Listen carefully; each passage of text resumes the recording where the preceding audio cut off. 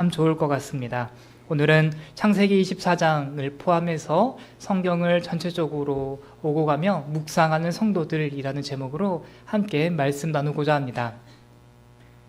먼저 양해를 좀 구해야겠습니다. 우리 어울림 성도들은 이미 예습했던 내용입니다.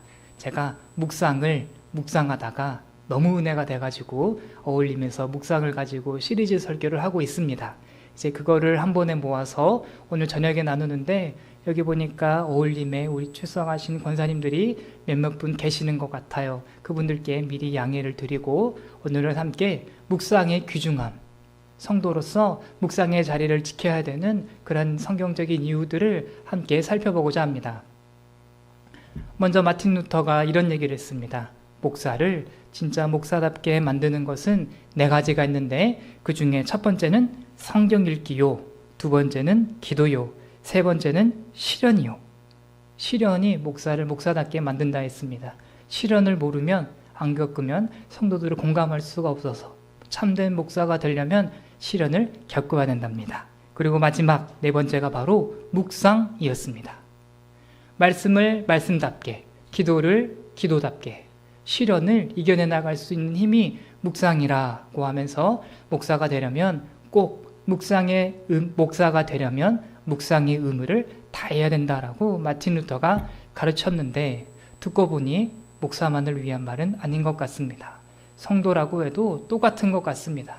말씀이 없이는, 기도가 없이는, 실현이 없이는, 묵상이 없이는 참된 성도로 세워지기가 어렵다라는 생각이 들어서 오늘 저녁 함께 묵상의 자리로 나아가기를 원합니다. 먼저 묵상의 성경적인 예시들을 우리가 찾아보면 좋겠습니다. 묵상이라고 하는 개념을 제시하기 위해서는 반드시 성경적인 근거를 제가 제시해야 됩니다. 마틴 루터가 아무리 좋은 말을 했다고 하더라도 그것이 성경적인 근거가 없으면 따라갈 이유가 없습니다. 그런데 반대로 묵상이 성경의 예시가 있으며 성경의 가르침이라면 우리는 반드시 따라야겠습니다. 성도 여러분, 묵상이라고 하면 여러분들은 머릿속에서 어떠한 성경 구절, 어떠한 말씀이 가장 먼저 연결되십니까? 묵상이라고 하면 시편 1편 1절과 2절 말씀이 아마도 가장 이제 익숙한 말씀이 아닐까 싶습니다. 화면에 준비되어 있습니다. 시편 1편 1절과 2절, 묵상은 우리의 선택이 아니라 의무입니다. 우리 같이 읽겠습니다. 시작. 복 있는 사람은 악인들의 꾀를 따르지 아니하며 죄인들의 길에 서지 아니하며 오만한 자들의 자리에 앉지 아니하고 오직 여호와의 율법을 즐거워하여 그의 율법을 주야로 묵상하는도다. 아멘. 이후의 말씀 우리가 읽진 않았지만 잘 알고 있습니다. 시냇가에 심겨진 나무가 그 시냇가로부터 영양분을 공급받아 잎사귀를 내고 열매를 내는 것과 같이 하나님의 말씀을 묵상하며 그 안에 거하는 성도들은 바로 복 받은 사람들이다, 은혜 받은 사람들이다 라고 성경이 표현하고 있습니다. 그런데 아직 모자란 것 같습니다. 시냇가에 심겨진 나무, 표현은 되게 멋진데 주야로 묵상한다 라는 그 개념도 굉장히 멋진 표현인데 추상적인 것 같아요. 아직 현실적인, 구체적인 그림이 아직 우리의 머릿속에 그려지지 않았습니다. 그래서 함께 읽어보고 싶은 말씀이 창세기 24장 63절이었습니다. 묵상이 무엇인지 이삭이라는 사람이 구체적인, 현실적인 모범을 우리에게 보여줍니다. 우리 창세기 24장 말씀 같이 읽겠습니다. 시작. 이삭이 저물 때에 들에 나가 묵상하다가 눈을 들어보매 낙타들이 오는지라. 아멘. 묵상이 등장했습니다. 이삭이 이 시기에 이 창세기 24장에 묵상을 하였다라는 것은 꽤나 큰 의미가 있습니다. 이삭의 아버지는 아브라함이죠. 아브라함에게 하나님이 주신 약속이 있었습니다. 아브라함아, 너에게서 날 씨가, 너를 통하여 날 후손이 가득하여서 이 땅을 차지하게 될 것이다. 가나안 땅에 대한 약속, 자손에 대한 약속을 아버지였던 아브라함이 소유하고 있었습니다. 그렇다면 이제 이삭은 그 약속을 성취해야 되는 입장이었습니다. 그때 아브라함은 이삭의 아내, 그러니까 아브라함의 입장에서는 며느리가 될 사람을 찾아보내려고 자기의 고향으로 종을 보내죠. 바로 그 지점입니다.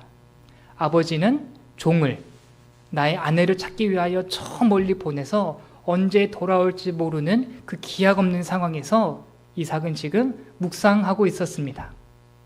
어떤 것을 묵상했을까요? 그리고 오늘의 말씀을 보니 이 시편 24편은 정확한 시간과 또 장소를 언급하고 있습니다.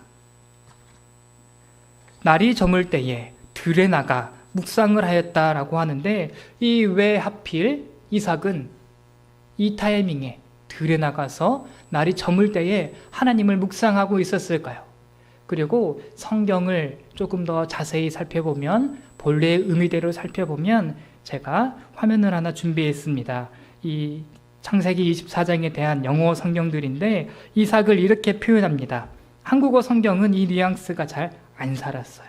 어떠한 거냐면 이삭이 들에 나가 묵상하다가 라고 한국어 성경은 표현하고 있는데, 사실은 그것보다는 이삭이 묵상하려고 나간 겁니다. 묵상하기 위해서 저녁에 빈들로 이삭이 나갔다라고 하는데, 도대체 왜 나갔느냐고요? 혹시 공감이 가십니까? 이삭이 왜 묵상을 했는지 그려지십니까? 바로 하나님의 약속을 자기 자신의 마음에 새기기 위함이었습니다. 빈 저녁에, 낮이 아니라 저녁에만 가능한 게 있습니다.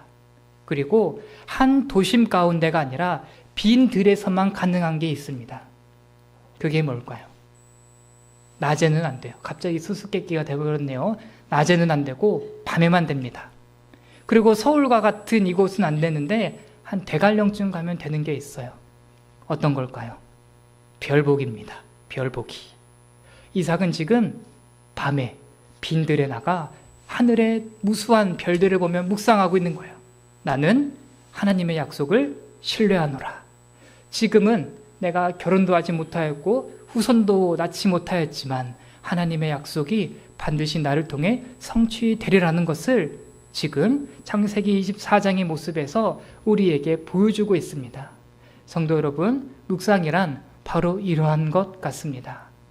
하나님을 만나는 시간, 하나님을 만나는 장소, 하나님의 말씀, 하나님의 임재라는 것에 대해 우리의 독특한 의지와 마음의 결단을 가지고 하나님께 집중하는 시간, 이것이 바로 성경이 우리에게 보여주는 묵상의 예시다, 규범이다, 모범이다 라고 할 수 있겠습니다. 그런데 성경은 우리에게 모범을 보여줄 뿐만 아니라 묵상이 의무다, 반드시 해야 되는 일이다 라고 우리를 가르쳐주고 있습니다. 이삭만 믿음이 좋으니까 묵상을 했지, 나는 그럴 시간이 없어요, 나에게는 그만한 믿음이 없습니다 라고 회피할 수가 없습니다. 묵상은 우리 모두에게 하나님이 요구하시는 의무다라고 할 수 있습니다. 먼저 묵상은 우리를 하나님의 기쁨이 되도록 만든다는 차원에서 우리의 의무사항입니다. 시편 104편 34절의 말씀을 우리가 한번 읽겠습니다. 시편 104편 34절 말씀입니다. 같이 읽겠습니다. 시작. 나의 기도를 기쁘게 여기시기를 바라나니 나는 여호와로 말미암아 즐거워하리로다. 아멘. 여기서 나오는 나의 기도라는 단어가 이 히브리어와 영어에서는 나의 묵상이라고 바뀌어 있습니다. 이것이 다른 의미가 아닙니다. 우리가 묵상할 때에 하나님이 기뻐하신다는 거예요.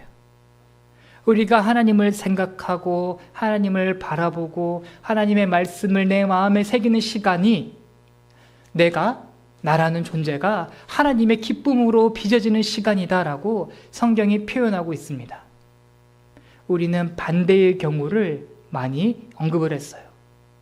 하나님과 우리 사이에 즐거움을 따질 때 하나님을 즐거워하는 것이 나의 즐거움이다, 인생의 목적이다라고 우리 중심으로 하나님과 나와의 사이에서 즐거움이라는 개념을 설명할 때 내 쪽에서의 즐거움은 우리가 많이 이야기했습니다.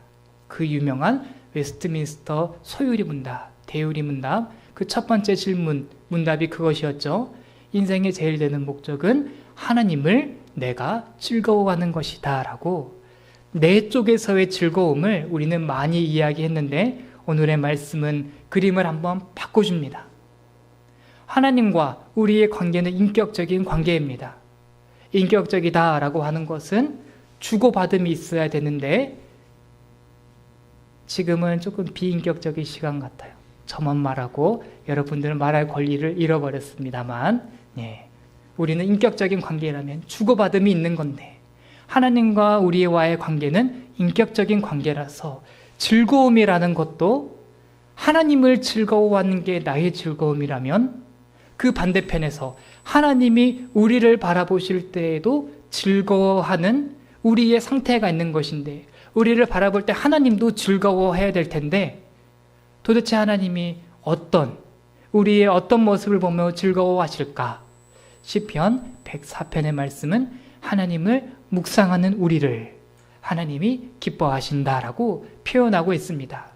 도남제일교회 성도 여러분, 우리가 돈을 많이 번다 하여서 하나님께 헌금을 많이 한다면 하늘의 곳간이라도 채워져서 하나님이 기뻐하시겠습니까? 그게 아닌 것 너무나도 잘 알고 계시죠. 우리가 이 땅에서 명예를 얻습니다. 좋은 학교를 가고 좋은 직장을 얻고 또 좋은 관직에 올라 훌륭한 명함을 받았다 한들 하나님의 그 영광스러움에 어떻게 저희가 그 영광스러움에 무엇 하나라도 더할 수 있겠습니까? 우리가 전혀 돈이라든지 명예라든지 이 땅에 어떠한 것을 가지고서는 하나님께 기쁨이 될 것이 없습니다. 그래서 묵상이 너무나도 중요합니다.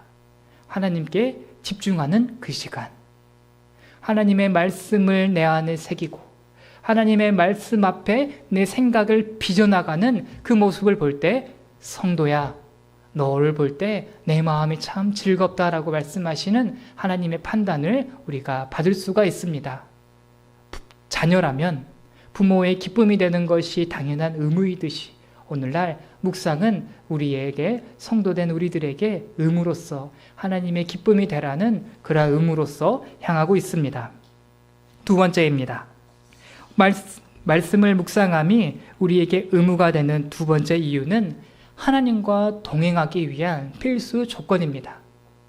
하나님과 동행하는 것 우리의 인생의 목표 아닙니까? 우리가 천국에 왜 들어가려고 합니까? 우리가 저 하늘나라, 저 천국의 소망 왜 품습니까? 하나님과 동행하려고 우리가 천국 가려는 것 천국 가려고 합니다. 그렇다면 반드시 필요한 것이 그 주님과 동행하는 삶 가운데 반드시 필요한 것이 바로 묵상이다라고 성경이 설명하고 있습니다. 신명기 말씀으로 우리가 한번 넘어가 보겠습니다. 신명기 4장 39절과 40절 말씀입니다. 우리 천천히 다 같이 읽겠습니다. 시작. 그런즉 너는 오늘 위로 하늘에나 아래로 땅에 오직 여호와는 하나님이시오. 오늘 내가 내게 명령하는 여호와의 규례와 명령을 지켜라. 하나님 여호와께서 내게 주시는 땅에서 한없이 오래 살리라. 아멘. 하나님께서 이스라엘 백성들에게 가나안 땅을 향해 보이시면서 지금 이 말씀을 주고 계십니다. 이스라엘 백성들아, 이제 너네들이 약속된 땅에 가나안 땅에 들어갈 것이다. 그 길 안에서 그 땅 안에서 너희가 영원히 오래오래 살기 위한 조건이 있으니 내가 너희에게 바라는 것이 있으니 순종이다라고 40절에 말씀을 하고 있습니다. 그런데 이 순종을 가능케 하는 순종의 자리를 만들어낼 수 있는 그 첫 번째 순서가 바로 39절에 있는 명심하다입니다. 이 명심하다라는 것이 이제 오늘날 지금 설교를 하고 있는 맥락 가운데에서는 묵상하다와 연결될 수 있는 것이죠. 하나님 한 분밖에 없구나. 하나님이 어떠한 분이신지, 우리가 그분 기대하는 것 이외에는 인생의 소망이 없구나, 그분이 베푸신 은혜가 무엇인지 우리가 명심하고 또 명심할 때에 우리가 하나님과 동행하는 삶이 그 위에 세워질 수 있고, 반대로 우리가 하나님의 말씀, 하나님의 성품, 하나님의 어떠함, 하나님의 은혜를 묵상하지 않고 명심하지 않았던 삶 위에는 하나님과 동행하는 삶이 세워질 수가 없습니다. 이것이 이스라엘 백성들이 너무나도 잘 보여주었습니다. 선한 지도자, 선한 왕, 다윗과 같이 이렇게 선한 지도자와 선한 왕이 있을 때는 그들이 하나님의 말씀을 묵상하며 하나님의 말씀을 마음에 새기며 그 위에 주와 동행하는 삶을 세웠으나, 아합 왕같이 하나님의 말씀을 듣지도 아니하고 반성하지도 아니하고 따르지도 아니한 사람들과는 하나님이 동행하심을 거부했습니다. 그렇기 때문에 오늘날 성도된 우리들은 하나님과의 동행하는 삶을 꿈꾸기 위하여서 당연하게도 말씀을 묵상하여야겠다라고 우리가 할 수가 있습니다. 이 신명기 4장의 말씀은 이후로 성경 전체에 반복이 되는 메아리와 같은 말씀이다라고 표현하고 싶습니다. 말씀 묵상해야 된다, 말씀 안에 거해야 된다라는 개념이 성경 내내 반복됩니다. 여호수아 1장 8절의 말씀을 우리가 또 같이 읽겠습니다. 여호수아 1장 8절입니다. 시작. 이 율법책을 내 입에서 떠나지 말게 하며 주야로 그것을 묵상하여 그 안에 기록된 대로 다 지켜 행하라. 평탄하게 될 것이며 내가 형통하리라. 아멘. 이스라엘 백성들이 가나안 땅을 점령해 갈 때에 그들의 시선을 방해하는 것들이 참 많을 거예요.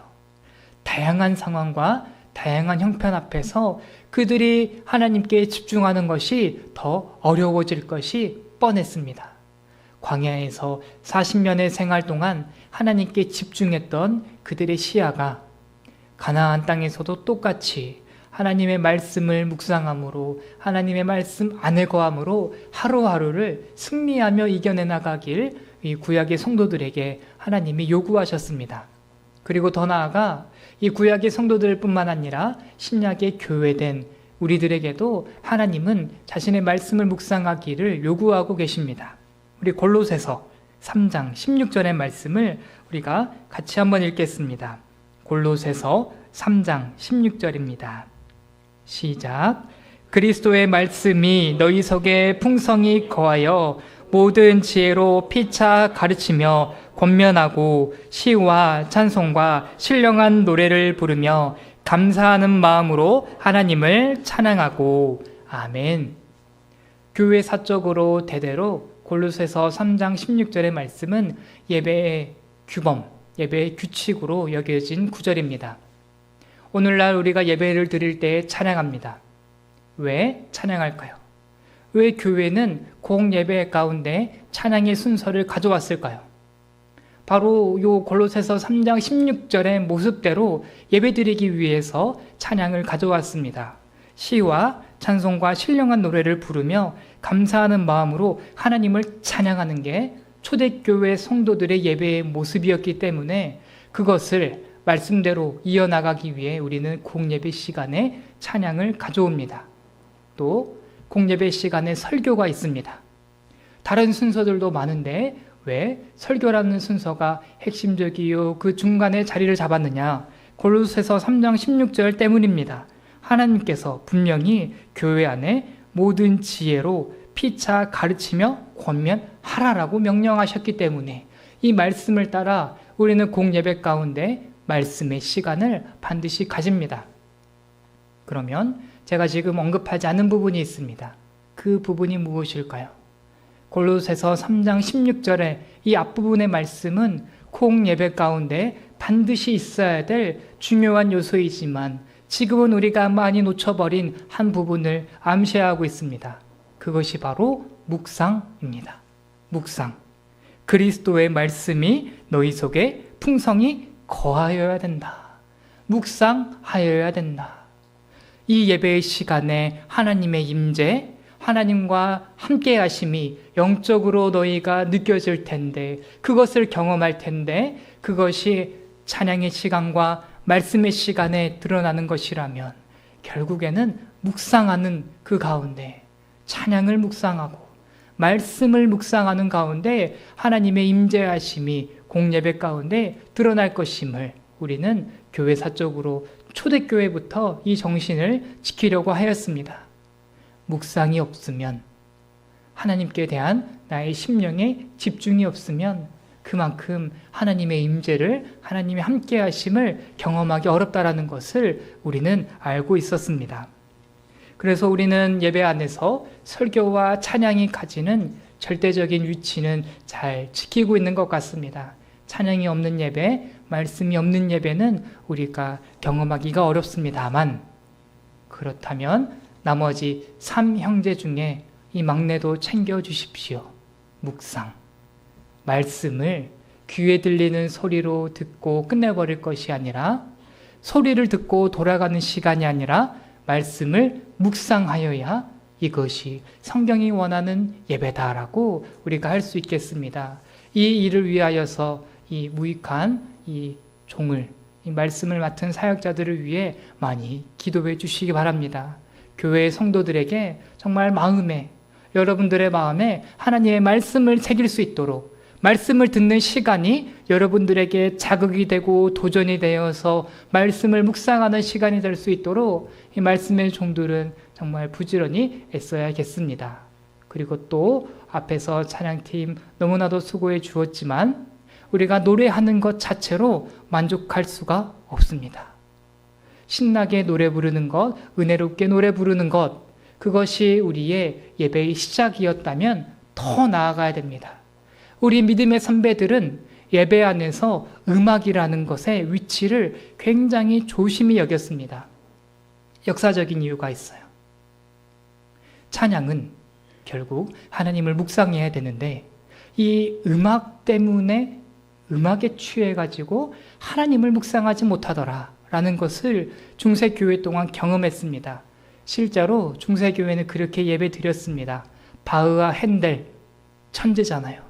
그런 천재들이 음악을 만들었으니, 교회 음악을 했으니, 그 교회에 예배 드리러 온 사람들이 바흐의 노래,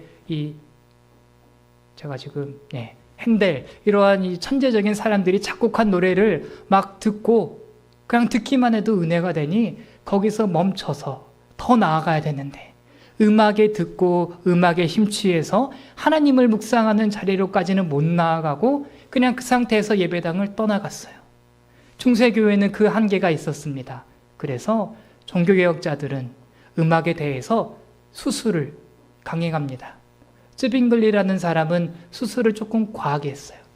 예배 드릴 때 무조건 음악적인 요소는 없앤다 라고 이제 쯔빙글리는 개혁을 했지만, 칼빈은 조금 완화를 해줍니다. 음악은 사용하되 처음 듣는 사람도 음치도 박치도 신경 쓰지 않고 하나님을 찬양할 수 있도록 아주 멜로디가 간단해야 된다. 그리고 찬양의 가사도 특별히 신경 쓸 것은 누가 지었는지 무슨 말인지 헷갈려 할 것이 아니라 시편 말씀만 하자. 시편 말씀만 가지고 분명하게, 확실하게 하나님을 묵상할 수 있는 그 가사를 가지고 다 같이 하나님을 찬양해야 된다라는 신앙의 전통을 우리에게 물려주었습니다. 우리가 그러한 정신, 옛날 것이라고 묻어두기에는 너무 귀한 것 같습니다. 오늘날 우리들에게 이 좋은 음악이 있는 것 참 감사한 것이죠. 우리가 여러 가지 악기에 그 조화로운 소리가 우리의 마음을 동하게 하는 것 충분히 가치가 있습니다. 그러나 어떤 면에서 우리는 더 어려운 시대를 살아가고 있습니다.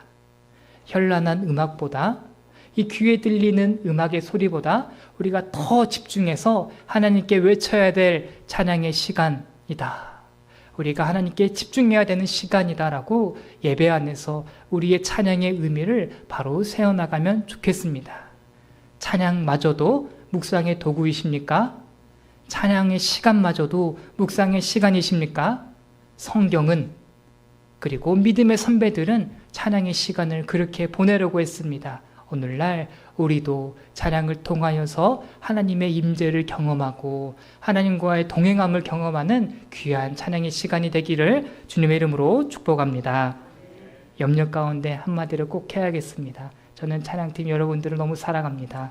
우리 성기수 목사님 찬양 준비하느라 정말 애쓰시는데 그 수고를 절대 탓하는 거 아니고, 찬양팀들을 이렇게 하고자 하는 메시지가 아니요, 결국 우리가 하나님을 만나는 게 목적이다. 하나님을 묵상할 수 있는 그 바탕이 되어야 된다는 것은 시대를 초월하여 우리를 예배를 세워나가는 소중한 교회의 진리다라고 할 수 있겠습니다. 그 다음으로 이야기하고 싶은 것은 묵상하지 않는 사람의 비참함입니다. 하나님의 기쁨이 되는 일, 하나님과 동행하는 일, 그것이 묵상을 통해서 이루어진다면 반대의 경우도 있어요. 하나님을 묵상하지 않고 하나님을 따라가지 않고 하나님을 향하여 마음을 열지 않는 사람들은 어떠한 일을 경험하느냐? 첫 번째, 성경 말씀을 묵상하지 않으므로 성경 말씀에서, 특별히 설교의 말씀에서 유익을 경험하지 못한다. 이것이 묵상하지 않는 사람의 비참한 모습입니다. 성도 여러분, 설교는 음식과 같다라고 말씀을 드리고 싶습니다. 음식. 여러분들 가장 좋아하는 음식은 어떠한 음식이십니까? 저는 샤브샤브를 좋아하는 것 같아요. 예. 구워 먹는 것도 좋아하는데 샤브샤브를 좋아합니다. 그러면 살짝 잘 데쳐가지고 입에 안에 넣었어요. 샤브샤브, 참 이 야채가 맛있구나, 고기가 맛있구나라고 입 안에 넣었는데, 성도 여러분 보십시오. 입 안에 음식물을 넣고 거기서 끝내는 사람, 저는 한 명도 못 봤습니다. 입 안에 음식물을 넣었어요. 그러면 그 다음에 씹죠. 그 다음에 씹고 너무나도 자연스럽게 목구멍으로 넘기고 나의 온 몸이 그 음식물을 소화시키기 위하여 부지런히 애를 씁니다. 음식물 하나도 우리가 이 육체를 살리기 위해서 그렇게 많은 단계를 거쳐 소화시키기 위해서 애를 쓰는데, 우리의 영혼을 위하여 말씀이 여러분들의 마음 가운데 던져진다면 입 안에 집어넣는 데서 멈추면 안 되는 것이지요. 귀에 들린 것으로 멈추면 안 되는 것이지요. 이것이 내 마음에 새겨지도록 소화시키는 시간 필요한데, 그것이 바로 묵상이다 라고 설명드리고 싶습니다. 이것이 저의 설명이 되면 안 되겠습니다. 레위기 11장의 말씀으로 한번 가보면 좋겠습니다. 우리 청교도들이 굉장히 재밌는 성경 해석을 했습니다. 레위기 11장의 말씀에 보면 부정한 짐승, 그러니까 거룩하지 않은 짐승, 그 다음에 정한 짐승, 먹을 수 있는 짐승을 하나님의 기준을 나누시는데, 그 기준 중에 하나를 좀 읽어보려고 합니다. 레위기 11장 2절과 3절 말씀입니다. 우리 같이 읽겠습니다. 시작. 이스라엘 자손에게 말하여 이르라. 육지의 모든 짐승 중 너희가 먹을 만한 생물은 이러하니, 모든 짐승 중 굽이 갈라져 쪽발이 되고 새김질하는 것은 너희가 먹되. 아멘. 하나님이 정하신 기준이 여러 개가 있는데 그 중에 한 두 가지가 등장했습니다. 하나는 짐승 중에 굽이 갈라져야지만이 이스라엘 백성들은 정하다 여겨서 먹을 수가 있었고, 오늘 제가 말씀드리고 싶은 부분은 이겁니다. 새김질. 새김질하는 동물은 정하고 새김질하지 않는 동물은 부정하다라고 하시는 하나님의 판단을 보며, 이 청교도 신학자들은 여기서 바로 묵상의 힌트를 찾아냈습니다. 소를 한번 예를 들어 보겠습니다. 소는 되새김질하는 대표적인 동물입니다. 혹시 아셨나요? 소가 음식물을 한 번 먹으면 10시간 동안 한 번 먹은 음식물을 되새긴답니다. 저는 그 정도인지는 몰랐어요. 그냥 되새김질 하나보다 그냥 뭐 이렇게 꺼내가지고 또 자기가 열심히 씹어 먹나 보다 정도로만 알았지, 한 번 음식물이 들어가면 소는 10시간을 이제 그 음식을 소화시키는데, 되새김질하는데 사용한답니다. 그리고 횟수로 따지면 한 500번, 600번을 이 과정을 반복한대요. 자기가 먹은 그 음식을 완전히 소화시키기 위해서 되새김질하는 그 소의 노력을 보며, 우리 믿음의 선배들은 묵상을 연결하였습니다. 저 미물도 음식물 하나를 자기의 것으로 삼으려고 저 노력을 하는데, 영적인 우리가 하나님이 지성을 주시고 이성을 주셔서 언제든지 하나님의 말씀을 받아듣고 그분 앞으로 나아갈 수 있는 우리가 되새기지 않는다면 그것이 얼마나 안타까운 일이겠느냐라고 이제 우리 믿음의 선배들은 묵상을 그렇게 가르쳤습니다. 도남제일교회 성도 여러분, 돼지 말고 소가 됩시다.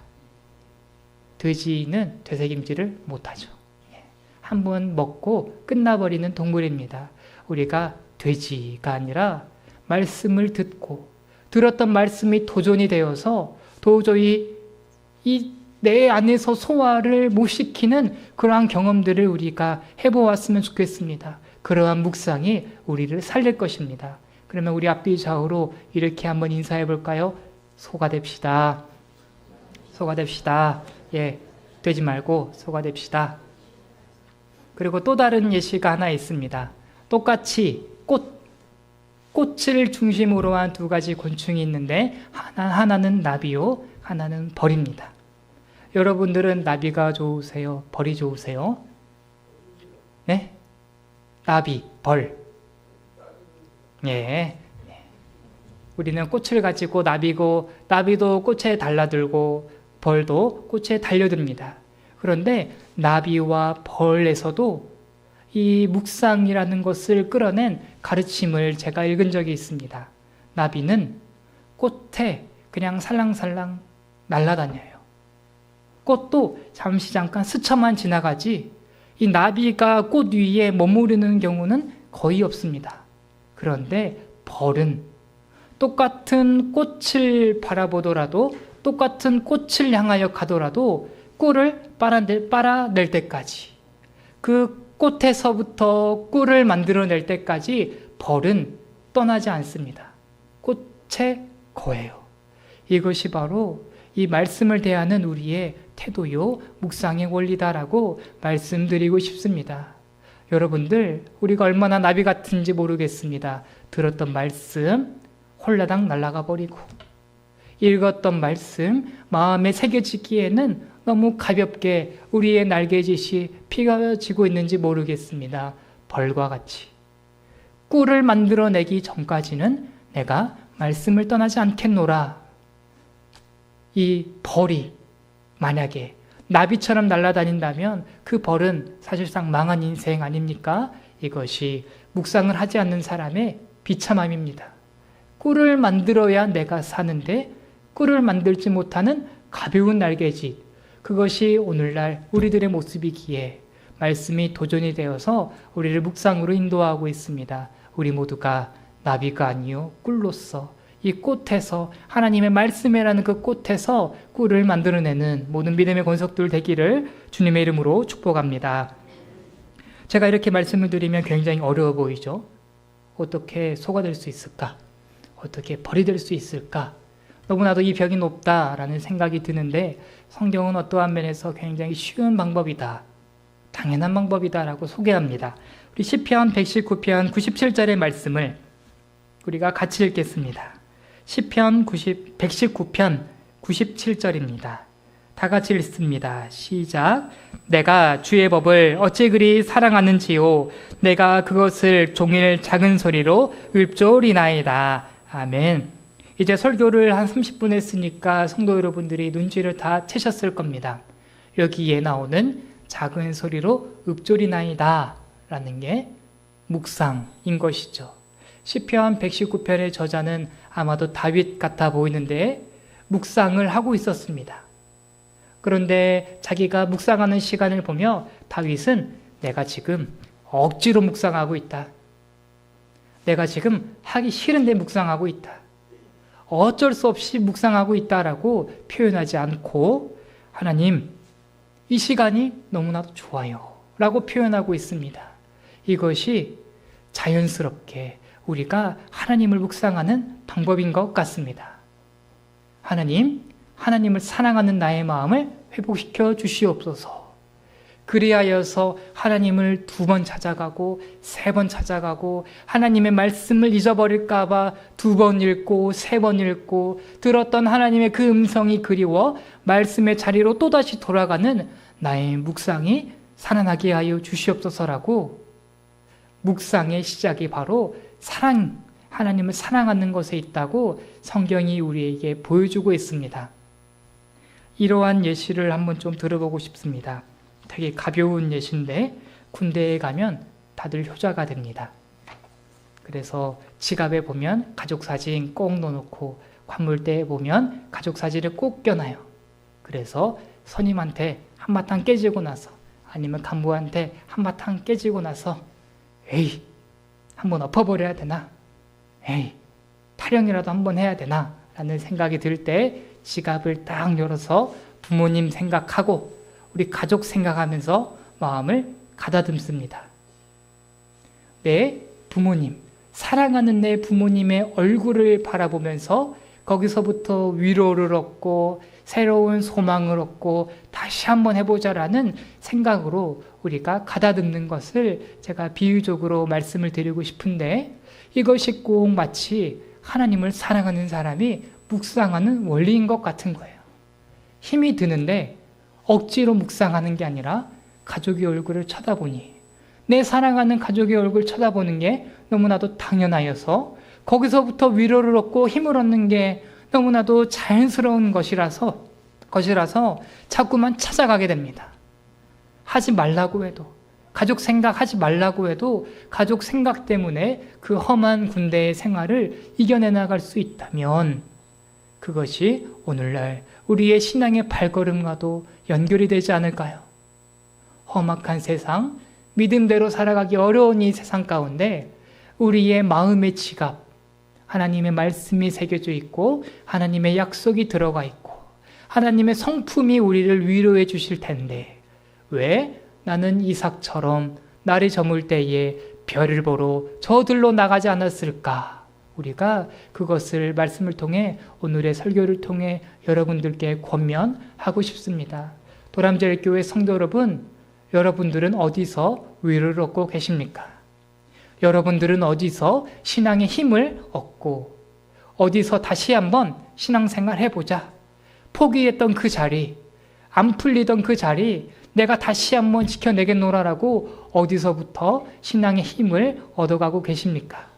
오늘의 말씀은 그것이 묵상이다라고 말씀을 하고 있습니다.